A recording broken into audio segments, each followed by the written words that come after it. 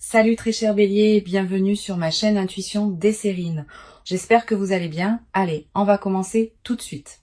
Ton téléphone va sonner ou vibrer ou s'illuminer avec une notification qui va te faire arrêter tout ce que tu fais parce que quelque chose en toi reconnaît immédiatement que celle-ci est différente. Elle porte quelque chose. Et je te le dis maintenant, je pense que tu as géré tes attentes de manière tellement agressive pendant si longtemps que tu t'es accidentellement retiré toute excitation authentique, toute véritable anticipation.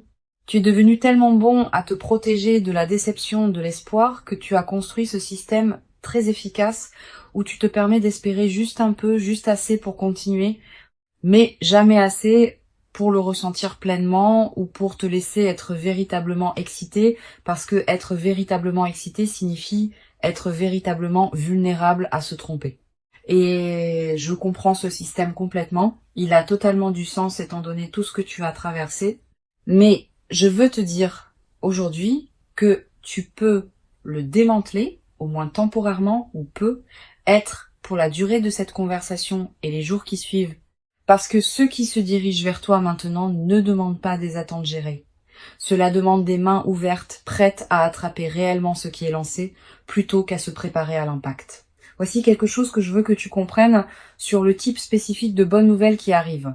Elle arrive à cause d'une chaîne très spécifique de cause à effet qui s'est construite dans ta vie silencieusement sous la surface de tout ce que tu as consciemment fait depuis plus longtemps que tu ne le réalises. Tu as planté des choses, des graines de relations, de développement de compétences, de réputation, de présence constante, même quand être présent semblait inutile. Et ces graines ne produisent pas de résultats visibles selon un calendrier prévisible. Elles produisent des résultats visibles quand les conditions sont bonnes.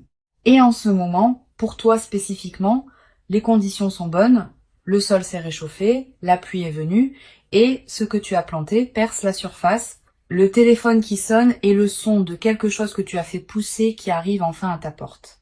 Je veux parler de ce que cette bonne nouvelle est réellement, parce que je ne veux pas la laisser abstraite quand le concret te sert mieux. Pour certains d'entre vous, c'est financier un nombre attaché à une opportunité qui est significativement plus élevé que ceux avec quoi tu travaillais. Une offre qui réinitialise la base de ce que tu penses être disponible pour toi financièrement. Pour certains d'entre vous, c'est professionnel. Une reconnaissance de ton travail. Une porte qui s'ouvre dans ta carrière, qui change ta trajectoire d'une manière qui semble disproportionnée au pas unique qu'il a ouverte. Pour certains d'entre vous, c'est profondément personnel. Quelqu'un qui te contacte dont le nom à l'écran va faire à ton cœur quelque chose de compliqué et merveilleux. Pour certains d'entre vous, c'est une information pratique qui arrive et résout une situation que tu essayais de naviguer sans assez de clarté, qui te donne enfin ce dont tu as besoin pour avancer. Quelle que soit la forme spécifique qu'elle prend dans ta vie, voici ce que toutes ces versions ont en commun. Elles vont sembler irréelles. Pas fausses, véritablement réelles, mais irréelles, dans le sens de dépasser le plafond de ce que tu te permettrais d'espérer. Dans le sens d'arriver à un niveau qui rend tes circonstances actuelles soudainement très temporaires. Dans le sens d'être tellement plus que ce à quoi tu te préparais que ta première réaction pourrait en fait être de rire. Juste un rire pur, surpris, dépassé.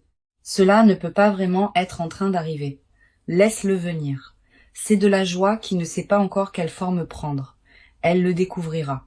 Laisse-moi te dire quelque chose sur le timing de tout cela parce que je pense que c'est important. La bonne nouvelle qui arrive en ce moment arrive à un moment très spécifique dans ta vie qui n'est pas accidentel. Elle arrive au point exact où ta capacité à la recevoir a atteint le niveau requis pour qu'elle reste. Pour qu'elle soit durable, pour qu'elle devienne la fondation d'un nouveau chapitre plutôt qu'un simple point lumineux dans une histoire autrement inchangée. Pense à ça. Si cela était arrivé il y a 6 mois, il y a 1 an, il y a 2 ans, aurais-tu été prêt à la recevoir de la même manière? Aurais-tu eu la combinaison spécifique de connaissance de soi, de résilience et de clarté que tu as maintenant? Presque certainement pas. Les saisons difficiles que tu as traversées, celles qui semblaient juste être difficiles pour le plaisir d'être difficiles, construisaient en fait quelque chose en toi.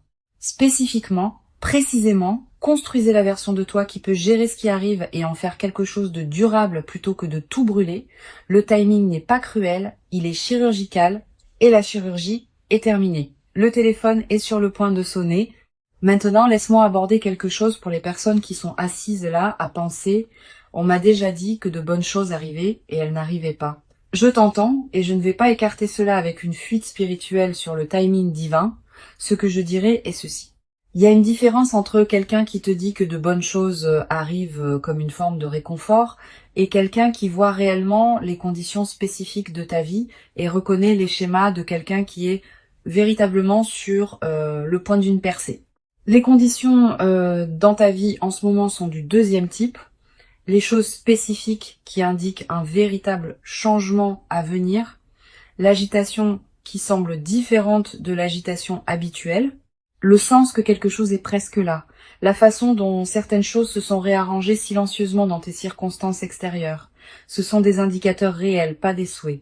Des indicateurs, et ils pointent quelque part de très spécifique vers ton téléphone, vers de bonnes nouvelles, vers le genre de moment dont tu te souviendras clairement pour le reste de ta vie, comme celui où tout a changé. D'accord, chère âme. Le téléphone qui sonne est la note d'ouverture. Belle, significative, le moment où tout change. Mais la musique qui suit est ce qui compte réellement. Et la façon dont tu te présentes pour la musique détermine si cette bonne nouvelle devient un bref moment lumineux ou le début de quelque chose de véritablement transformateur. Alors, parlons-en. La première chose qui se passe après l'appel ou le message ou la notification, c'est que tu vas opérer dans un état émotionnel élevé. Les bonnes nouvelles, surtout celles qui dépassent tes attentes, activent ton système d'une manière qui est physiologiquement similaire au stress. Même si le contenu est positif, ton rythme cardiaque augmente. Ta pensée pourrait devenir plus rapide et moins linéaire. Tu pourrais te retrouver à cycler à travers l'excitation et l'incrédulité et la préoccupation pratique et de retour à l'excitation dans une boucle qui ne se calme pas tout à fait. C'est complètement normal. C'est juste ton système nerveux qui traite quelque chose en dehors de sa portée prévue. Et la chose la plus importante que je peux te dire pour naviguer dans cet état est ne prends aucune décision majeure dans les 24 premières heures si tu peux possiblement l'éviter. Pas parce que l'opportunité n'est pas réelle ou n'est pas juste, mais parce que les décisions prises dans un état élevé, même un état positivement élevé, manquent souvent des nuances qu'une version plus calme de toi attraperait. Laisse la vague initiale d'émotions te traverser. Dors dessus si tu peux. Et ensuite réponds depuis la version installée. Claire, j'ai traité cela de toi-même plutôt que la version submergée, c'est surréel. Voici quelque chose de très spécifique sur ce qu'il faut faire dans la conversation réelle, l'appel réel quand il arrive. Écoute plus que tu ne parles.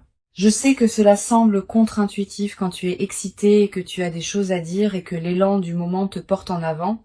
Mais la personne à l'autre bout de cet appel te dit des choses dans ses mots, dans les détails spécifiques qu'elle choisit de partager, dans ce qu'elle met en avant et ce qu'elle survole, qui contient des informations importantes sur ce que cette opportunité est réellement et sur ce qu'elle exige réellement de toi. Et si tu parles par-dessus cette information avec ton propre enthousiasme, tu vas manquer des choses qui comptent. Écoute d'abord, pose des questions avant de prendre des engagements. Assure-toi de comprendre ce qui est réellement offert avant de répondre à ce que tu penses être offert, parce que la nature unique de ce qui arrive signifie qu'elle mérite ton engagement le plus réfléchi, le plus lucide, le plus pleinement présent, pas la version réactive. Laisse-moi parler d'argent spécifiquement parce que je sais que pour beaucoup d'entre vous, c'est là que la bonne nouvelle est la plus urgentement nécessaire et la plus transformatrice quand elle arrive. La bonne nouvelle financière qui se dirige vers toi va venir avec une décision attachée à elle. Pas nécessairement immédiatement, mais assez rapidement, un moment où tu dois décider quoi faire avec soit l'opportunité, soit les fonds eux-mêmes. Et je veux te donner un cadre pour cette décision qui, je pense, va te servir beaucoup mieux que de l'inventer dans le moment. Avant toute chose, avant toute dépense, avant toute célébration, avant toute générosité envers les gens autour de toi, aussi sincèrement motivée soit-elle, sécurise la fondation. Quelle que soit la forme que prend la bonne nouvelle financière, ton premier mouvement est le mouvement qui rend le niveau suivant de ta vie financière structurellement durable plutôt que temporairement élevé. Cela pourrait ressembler à payer la chose qui génère le plus de stress, ou établir la réserve qui n'a jamais existé, ou faire l'investissement dans ta propre capacité, compétences, équipement, infrastructure qui te permet de générer plus plutôt que de simplement gérer ce qui est arrivé. La fondation d'abord, tout le reste ensuite. Parce que la fondation est ce qui fait de cela le tournant plutôt qu'un mois vraiment bon.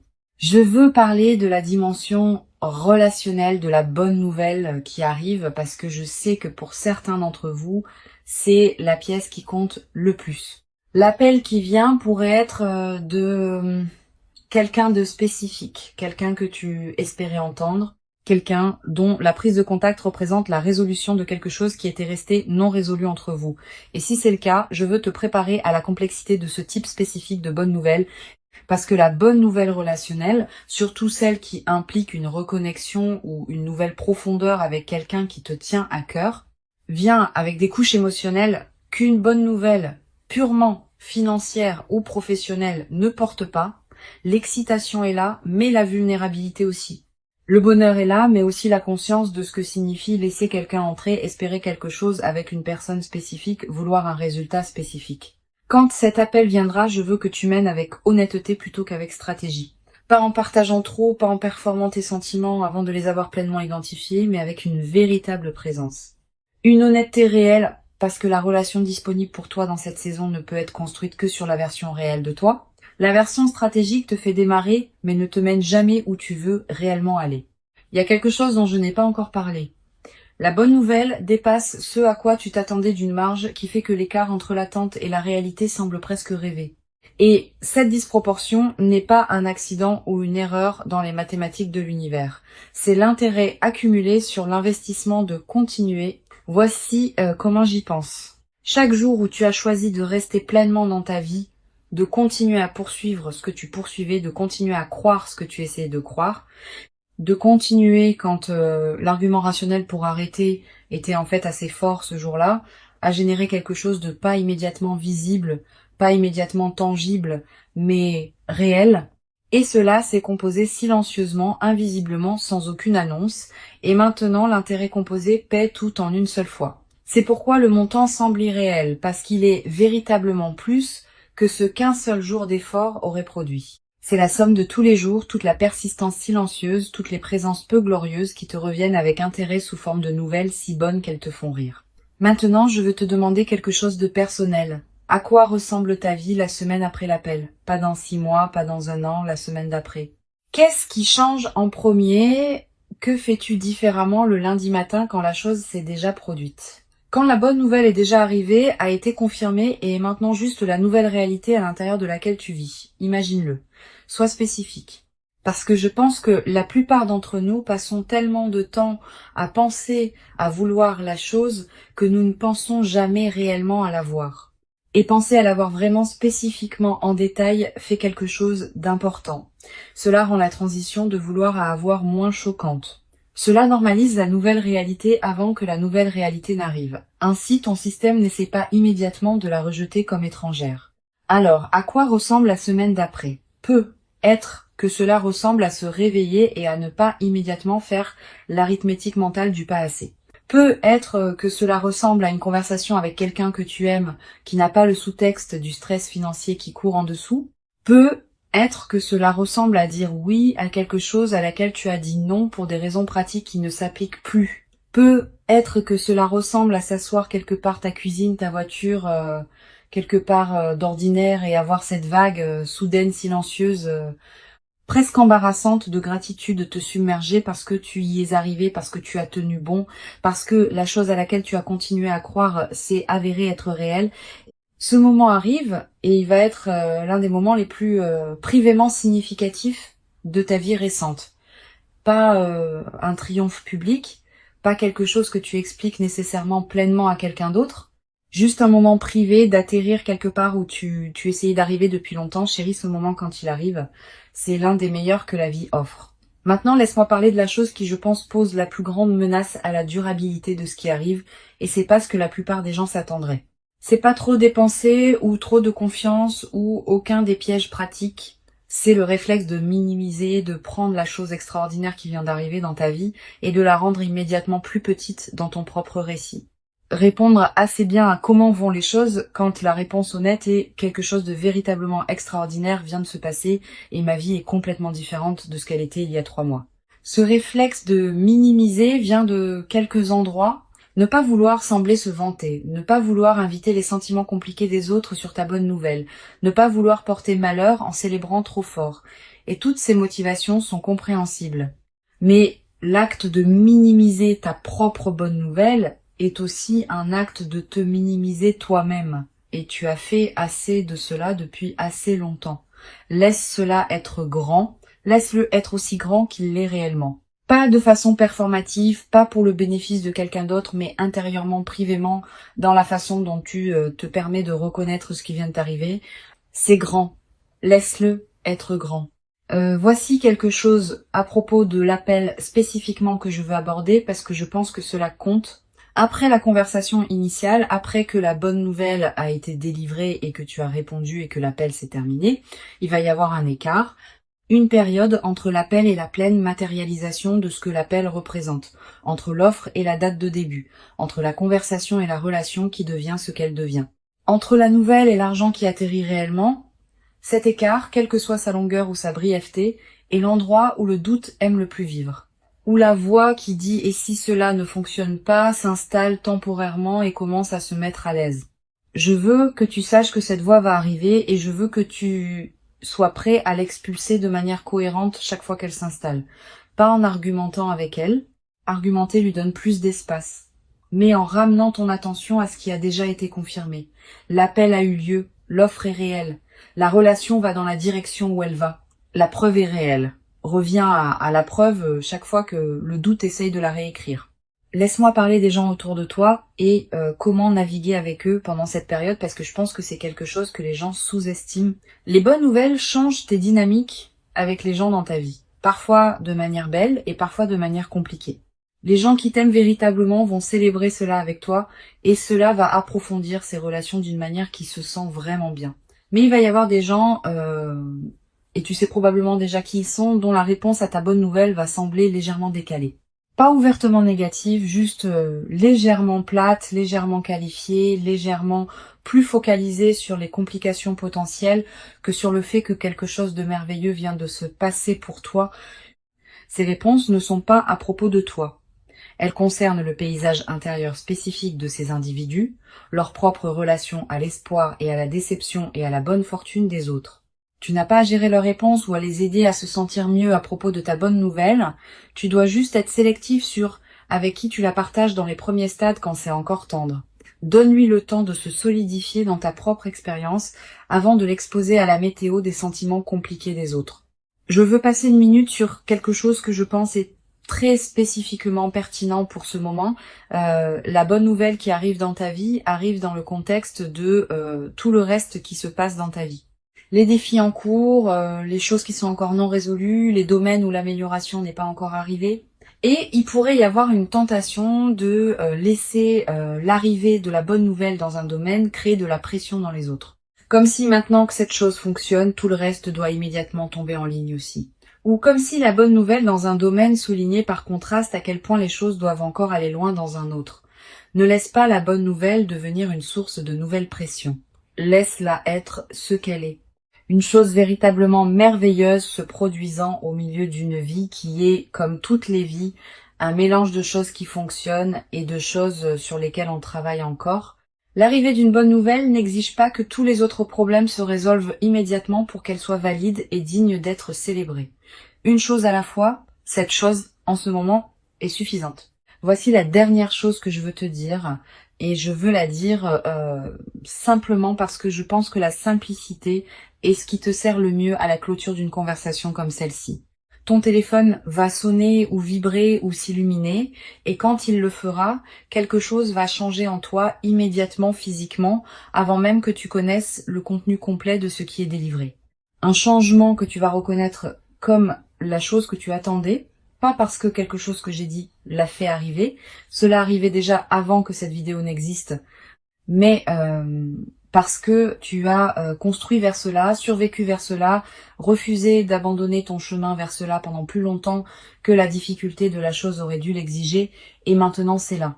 Maintenant, c'est vraiment, véritablement, enfin là. Et le sentiment quand cela arrive, quand la nouvelle atterrit, quand la réalité de cela s'installe dans ton corps et ton esprit, et ta compréhension de ce à quoi ta vie va ressembler, à partir de ce point, ce sentiment va être l'une des meilleures choses que tu aies jamais ressenties. Irréel dans le sens le plus réel du mot. Décroche le téléphone. La nouvelle, en revanche, vaut la peine d'être entendue.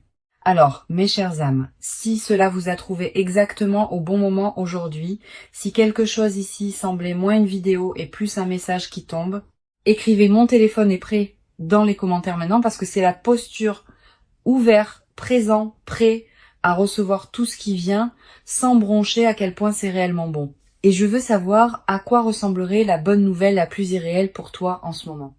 La chose spécifique qui te ferait t'arrêter et juste fixer ton téléphone parce que tu ne pourrais pas croire que c'est réel, dis-le-moi dans les commentaires, sois spécifique, sois honnête, parce que la chose que tu as presque peur de dire à voix haute est généralement la chose qui arrive vraiment. Si c'est nouveau pour toi, abonne-toi maintenant. C'est ce que nous faisons ici de manière constante, et le prochain pourrait être le message dont tu as encore plus besoin que celui-ci. Écris "mon téléphone est prêt". On se voit dans les commentaires.